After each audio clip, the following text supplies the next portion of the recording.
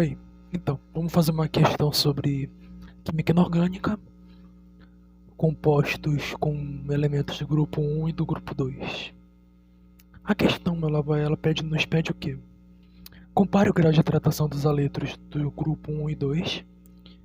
Por que os sais de berílio raramente contêm mais que 4 moléculas de água de cristalização?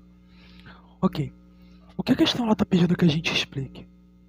Ela quer que a gente faça uma comparação entre o grau de hidratação dos haletos do grupo 1 e 2, que é o grupo dos metais alcalinos e o grupo dos metais alcalinos terrosos, e depois a gente tente achar uma resposta, né?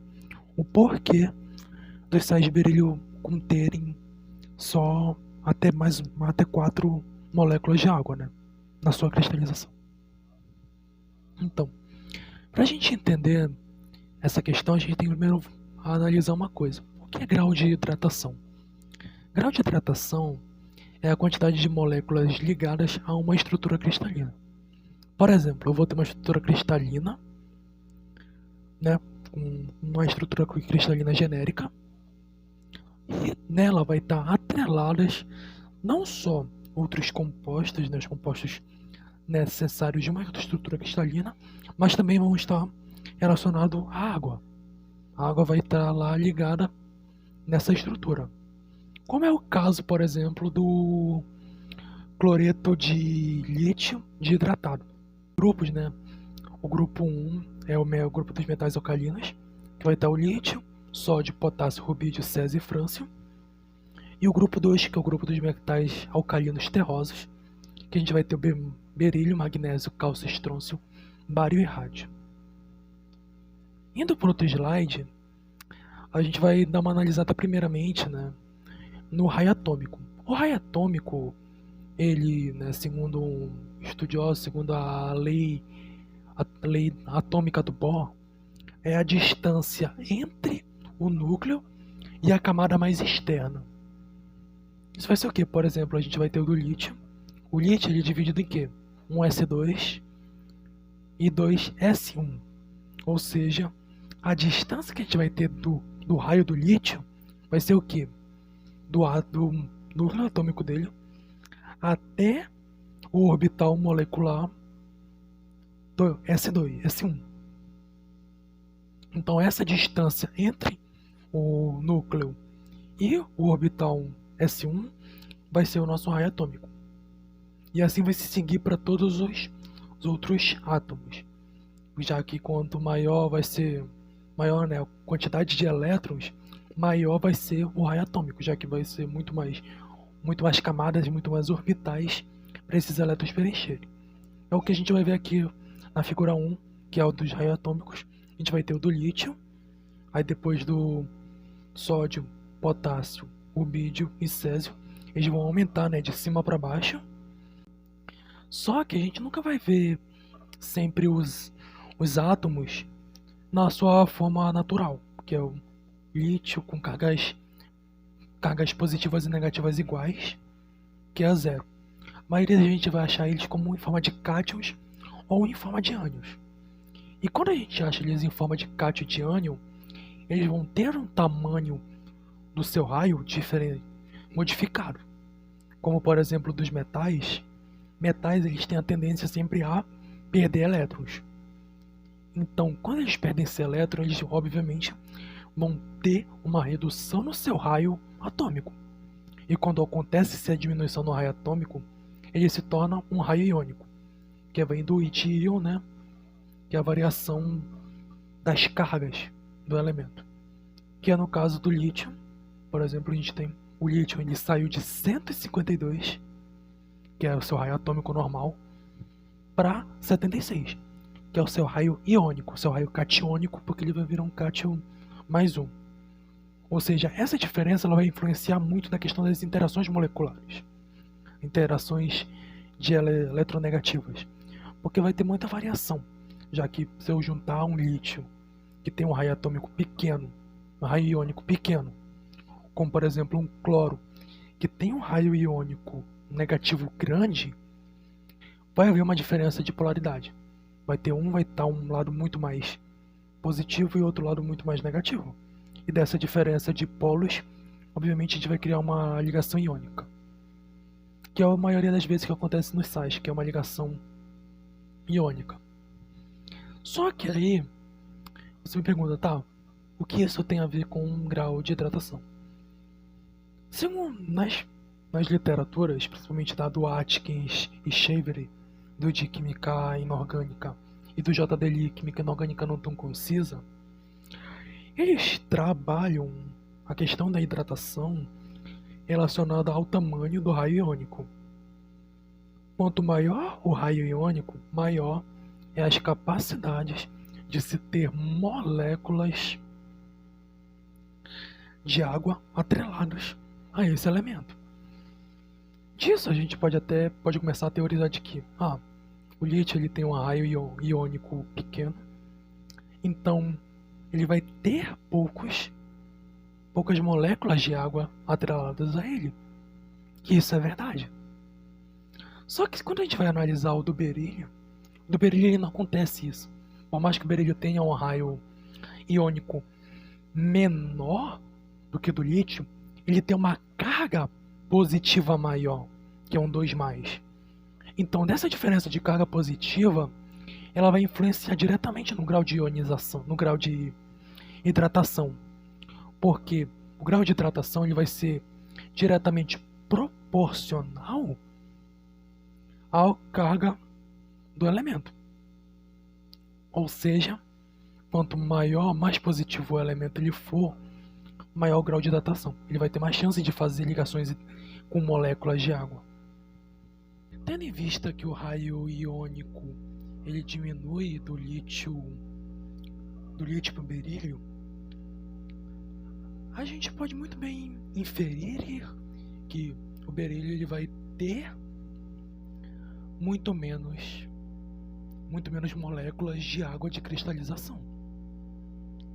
Porém, se a gente for analisar estrutura da entalpia, a gente pode observar a entalpia de hidratação.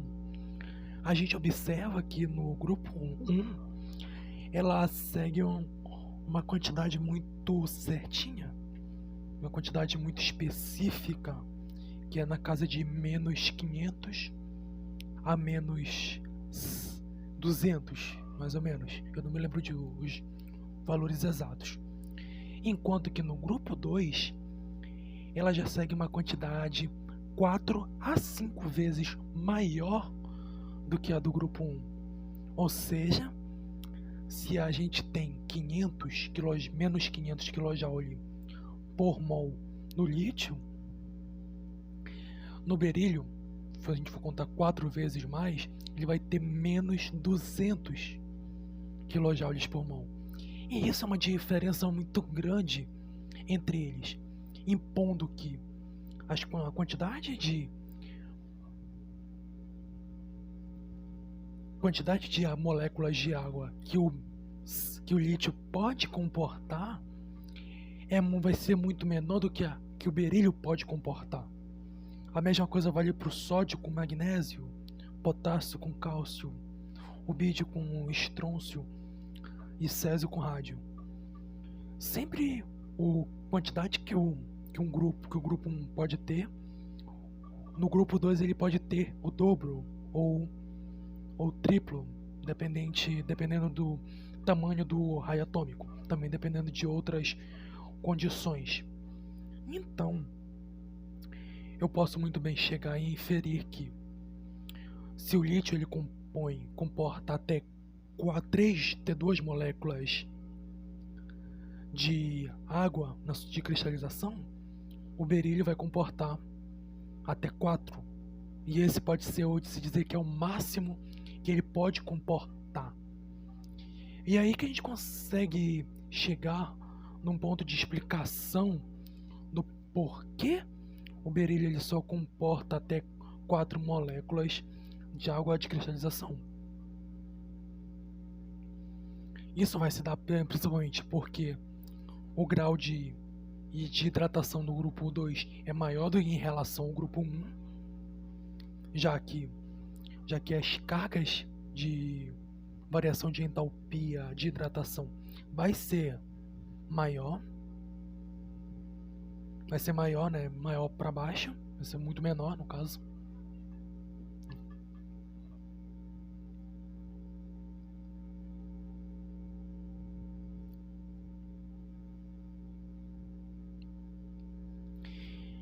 Então, quando a gente está analisando os dois grupos, né, em relação ao seu grau de hidratação, o grau de hidratação do grupo 2 ele vai ser maior em relação ao grupo 1. Por quê? Porque já como vai precisar de menos energia para ele receber moléculas de água, isso a gente pode dizer que o grupo 2 ele tem maior grau de hidratação em relação ao grupo 1, visto que ele precisa de menos energia para receber uma molécula de água do que um elemento do grupo 1, por exemplo. Então é muito mais fácil botar muito mais moléculas de água num elemento que seja do grupo 2 do que eu botar num elemento do grupo 1.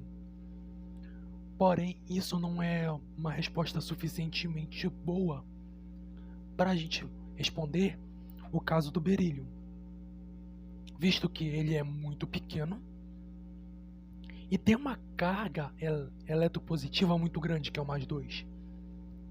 Então, a gente buscando nas literaturas, principalmente em Noack e Shiver de Química Inorgânica, no JDLI de Química Inorgânica não tão concisa, a gente consegue entender que o berílio, por mais que ele possa comportar mais moléculas de água em relação ao lítio, né, que é o seu mesmo elemento do seu período, ele ainda vai sofrer problemas com questão da geometria, já que ele vai ter uma geometria muito mais expandida, né? Os elementos, as moléculas que vão estar ligadas a ele vão ter uma repulsão maior entre si, né? Já que a distância entre uma molécula e outra vai ser muito pequena, então a repulsão vai ser maior, então vai causar uma quebra na estabilidade da molécula. Então, se a estabilidade da molécula está comprometida, então ela provavelmente vai deixar de existir. Então, ter 4 moléculas de cristalização pode-se dizer que é o máximo de molécula que ele pode comportar geometricamente sem que a estabilidade da sua estrutura, de sua molécula, seja comprometida.